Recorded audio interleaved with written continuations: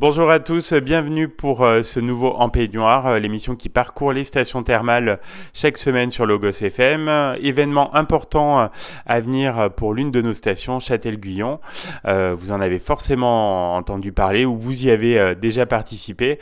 Il s'agit du festival Jazz aux Sources. Pour tout savoir sur l'édition 2022, j'ai le plaisir d'accueillir tout d'abord Elisabeth Bertrand, qui a deux casquettes, directrice adjointe de l'Office de tourisme Terra Volcana et présidente de Jazz aux Sources. Bonjour Elisabeth. Bonjour Stéphane. Et Adeline Talamandier, donc directrice des animations culturelles de la ville de Châtel-Guyon et déléguée pour ce beau festival. Bonjour Adeline. Bonjour Stéphane. Alors, il y a des personnes qui ne connaissent pas forcément Jazz aux Sources. Est-ce que vous pouvez nous préciser un petit peu l'esprit de cette manifestation ? Alors tout d'abord, le festival Jazz aux Sources revient après, comme beaucoup d'événements et d'animations, après 2 ans d'absence à cause du Covid. Donc là, on revient en forme, plein d'énergie. Nous avons décidé de faire un très beau festival et nous sommes attendus par nos publics.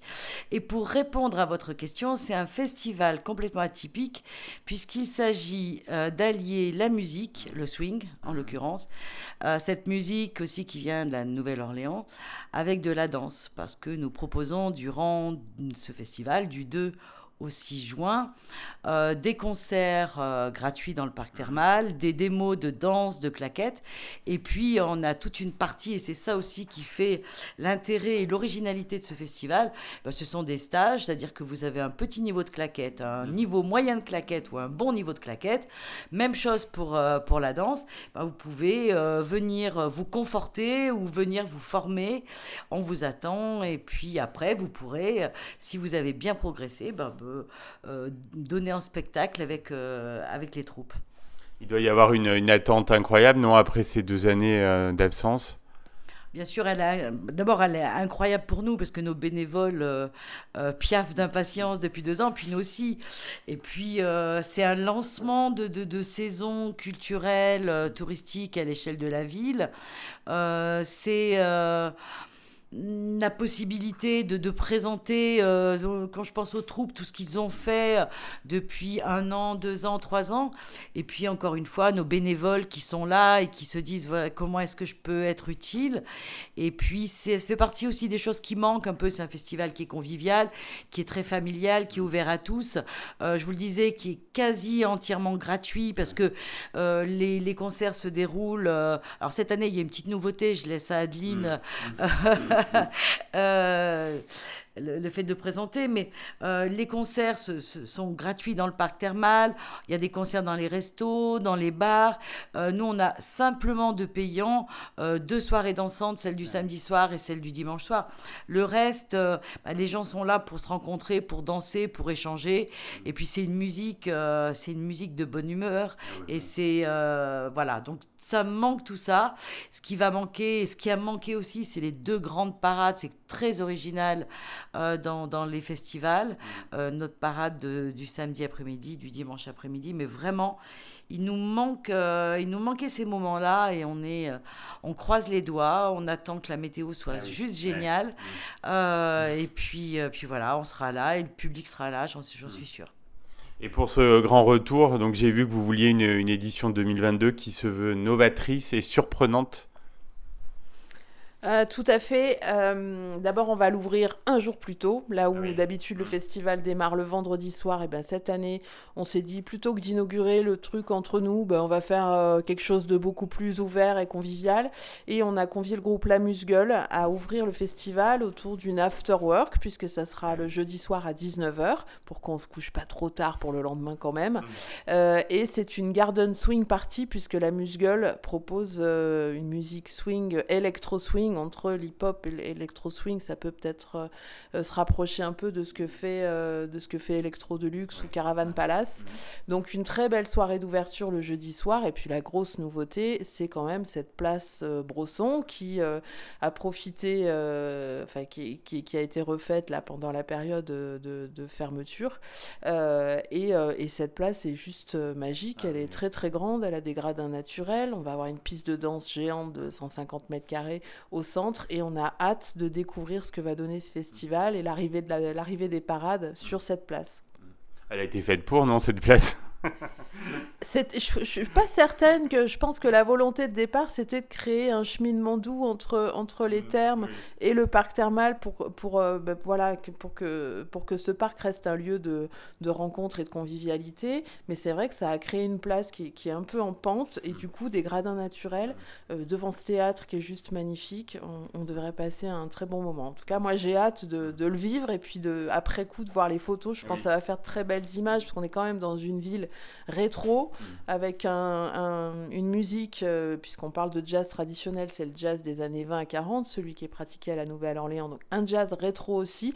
En général, on a quelques pin-up, quelques voitures, quelques petites surprises un peu rétro aussi, qu'on n'a pas forcément conviées, qui sont des fidèles du festival. Du coup, on devrait pouvoir avoir une petite parenthèse dans les années 40-50 pour le week-end de Pentecôte à Châtel. Merci à toutes les deux. On fait une petite pause musicale et on se retrouve donc juste après pour continuer de parler de jazz aux sources. Deuxième partie de ce En Peignoir. Je suis toujours à Châtel-Guyon. On parle du festival Jazz aux sources avec mes deux invités, Elisabeth Bertrand et Adeline Talamandier.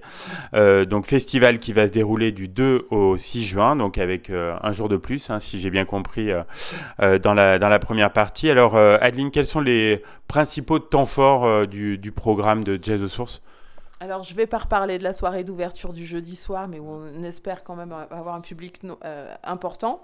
À partir du vendredi, on aura des concerts en fin d'après-midi à partir de 17h, donc sur cette place Brosson, donc avec des musiciens habitués comme Oyster Brothers, qui est un groupe fidèle de jazz aux sources. Et puis, quelques nouveautés. Le vendredi soir, par exemple, on va accueillir Hot Swing Sextet, qui est un groupe de jeunes parisiens, mais qui sont vraiment des aficionados du swing.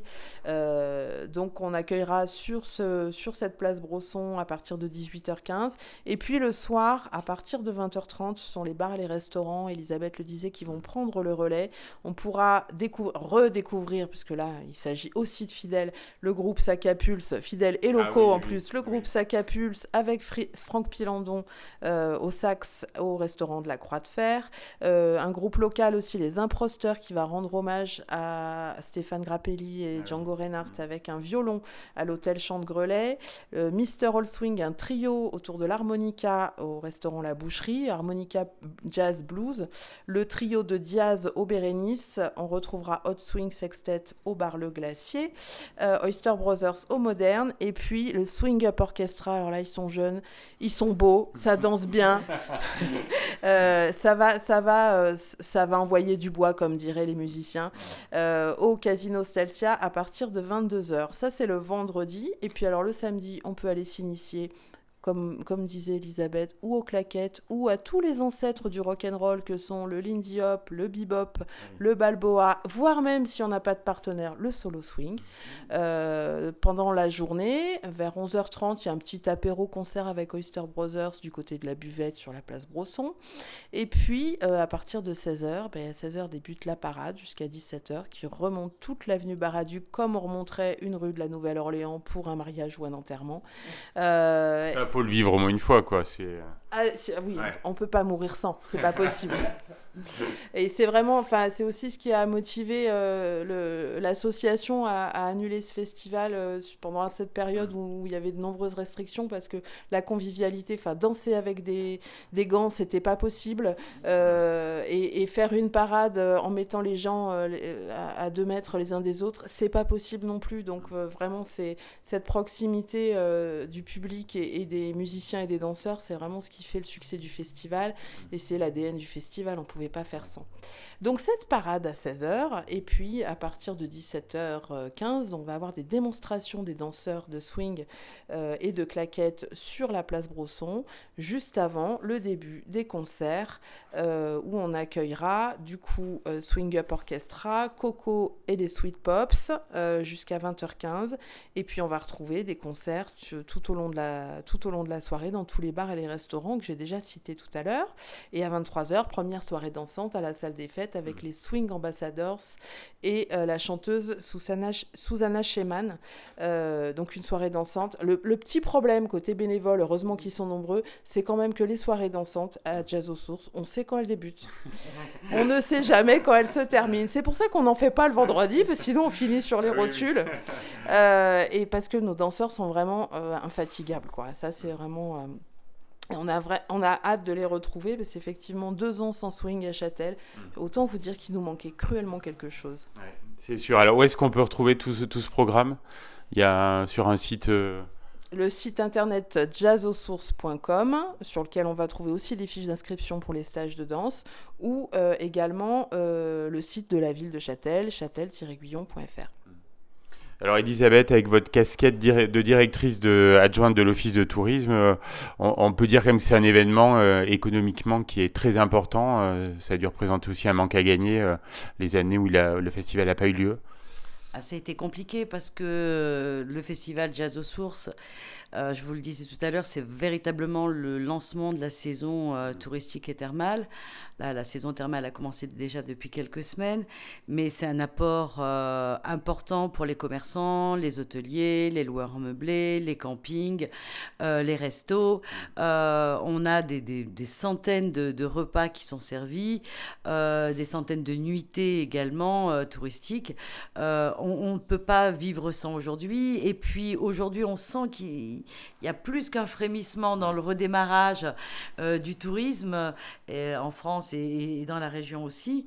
Donc cette ambiance un peu folle, conviviale, dynamique, pleine d'énergie, elle est là aussi pour dire la saison touristique est lancée à l'échelle de Châtel, à l'échelle de Terra Volcana, et on va faire une véritable saison 2022 avec plein de clients satisfaits. Puis en termes d'image, le Jazz aux Sources, c'est quelque chose d'important parce que ça véhicule des sourires, des rires, ça fait de jolies photos. Du dynamisme. Oui, on fait des vidéos superbes, on fait de superbes photos.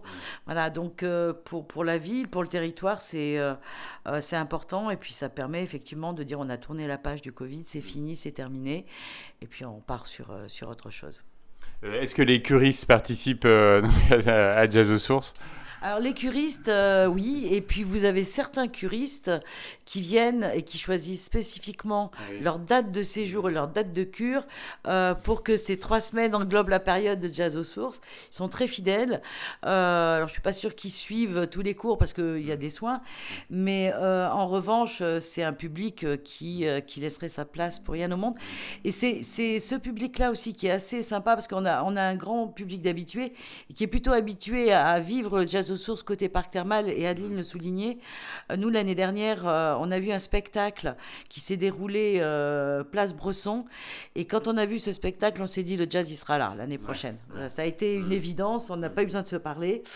Et donc les curistes, les curistes ou les habitués, les touristes, les Riaumois, les Châtel-Guyonnais, tous ceux qui ont l'habitude de monter, comme on dit à Châtel, cette année, vont vivre aussi ce mini déménagement. En fait, on déménage de quelques mètres, mais en fait c'est très important parce que on va surplomber, on va être sur la place Bresson avec un environnement de patrimoine remarquable et avec cette scène qui va être juste devant le théâtre, ça va être juste superbe. Alors j'ai une dernière question rituelle, vous avez déjà toutes les deux je crois participé à l'émission il y a quelques temps. Quand vous êtes-vous retrouvés en peignoir la dernière fois ? Ce matin. Ah, une accro du peignoir. Elisabeth, je sais que vous aimez bien le peignoir aussi. Oui, ce matin. Ouais, j'ai même une collection de peignoirs, je dois avouer. Oui, donc ce matin, peignoir, naturellement. Parfait. Un grand merci à toutes les deux d'avoir participé en peignoir. Et on vous souhaite vraiment une belle réussite donc, pour ce festival Jazz aux Sources, donc du 2 au 6 juin. À bientôt. Merci Stéphane. Merci Stéphane, à bientôt.